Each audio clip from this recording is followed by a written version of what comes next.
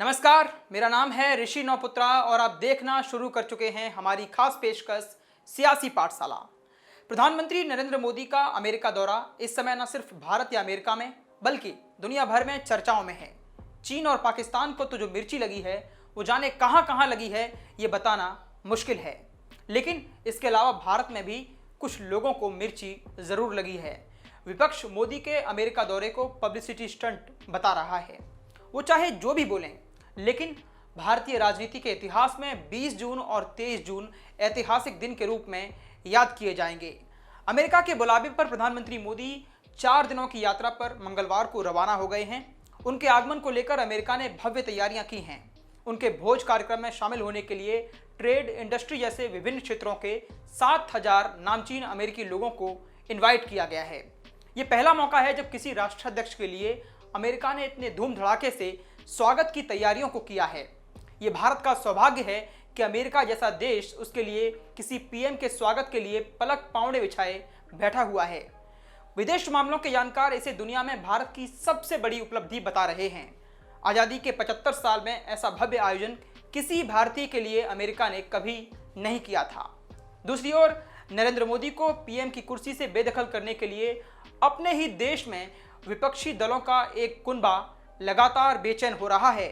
अपनी पलटी मार छवि के बावजूद नीतीश कुमार भाजपा मुक्त भारत के लिए ठीक उसी दिन पटना में बैठक कर रहे हैं जिस दिन अमेरिका में भारत का डंका मोदी की वजह से बज रहा होगा। मोदी सरकार के खिलाफ जहर उगलने वाले कांग्रेस के सीनियर लीडर राहुल गांधी अमेरिकी प्रवास से 20 जून को ही स्वदेश लौट रहे हैं। यह भी गजब का संयोग है कि नरेंद्र मोदी जब गुजरात के मुख्यमंत्री थे तो वहां सांप्रदायिक दंगा हुआ। साल 2005 में नरेंद्र मोदी इन्वेस्टर्स मीट के लिए अमेरिका जाने वाले थे।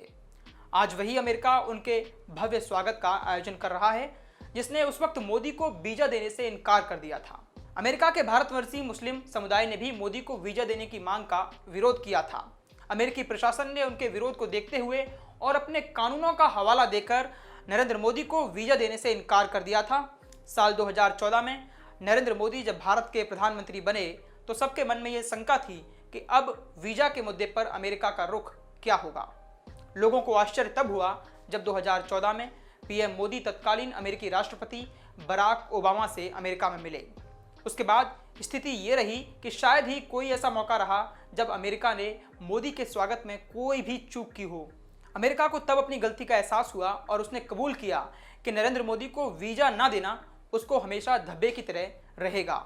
अमेरिका ने जिस कानून का हवाला देकर 2005 में नरेंद्र मोदी पर बैन लगाया था वैसा कभी किसी के साथ नहीं हुआ था।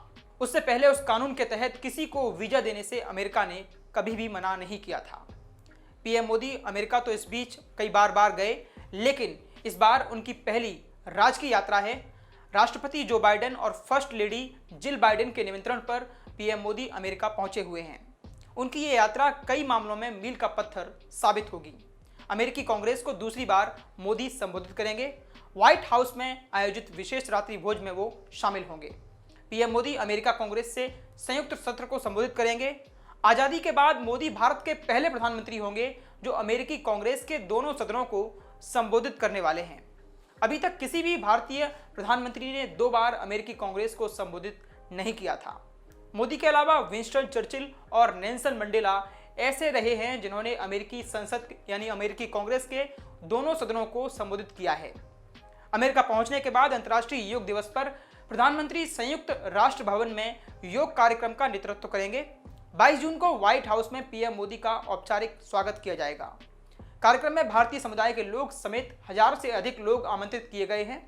स्वागत की औपचारिकता के बाद अमेरिकी राष्ट्रपति के साथ उनकी द्विपक्षीय मीटिंग होनी है। इस बैठक को लेकर चीन चौकन्ना हो गया है। उसे भय है कि दुनिया के 2 बड़े देश एक साथ हो गए तो उसकी मोनोपोली खत्म हो सकती है। सामरिक दृष्टि से बैठक बेहद महत्वपूर्ण मानी जा रही है। द्विपक्षीय बैठक के बाद राष्ट्रपति जो बाइडेन और जिल बाइडेन के साथ व्हाइट हाउस में पीएम मोदी रात्रि भोज करेंगे। इसके लिए 7,000 लोगों को इनवाइट किया गया है।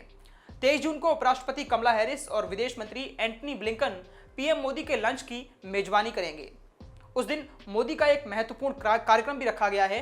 वे Ronald Reagan building and international trade center में अमेरिका के प्रवासी नेताओं की सभा को संबोधित करेंगे। लोकतंत्र में हर दल या उसके नेता को ये हक है कि वो किसी भी मुखालफत कर सकता है। जिस दिन पीएम मोदी अमेरिकी राष्ट्रपति और वहां की फर्स्ट लेडी के साथ लंच कर रहे होंगे, भारत में उनके खिलाफ गोलबंदी के तरीके तलाशे जा रहे होंगे। पटना में 18 विपक्षी दलों का 23 जून को मीटिंग होनी है, जिसमें कांग्रेस के 2 बड़े नेताओं मल्लिकार्जुन खड़गे और राहुल गांधी के भी शामिल होने की संभावना जताई जा रही है। ये भी संयोग है कि पीएम मोदी आज अमेरिका की यात्रा पर निकले तो राहुल गांधी अमेरिका से आज स्वदेश वापस लौटने वाले हैं।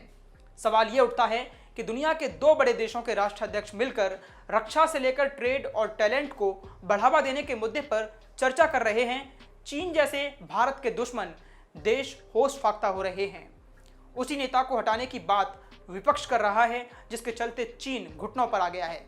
वैश्विक संबंधों को प्रगाढ़ बनाने में पीएम मोदी ने अपने कार्यकाल में जितना बड़ा काम किया है, अब तक किसी ने वैसा नहीं किया था। बेवजह जिद और कुतर्क के आदी ना हो तो मोदी मुखर आलोचक भी इस उपलब्धि पर अवश्य इतराएंगे।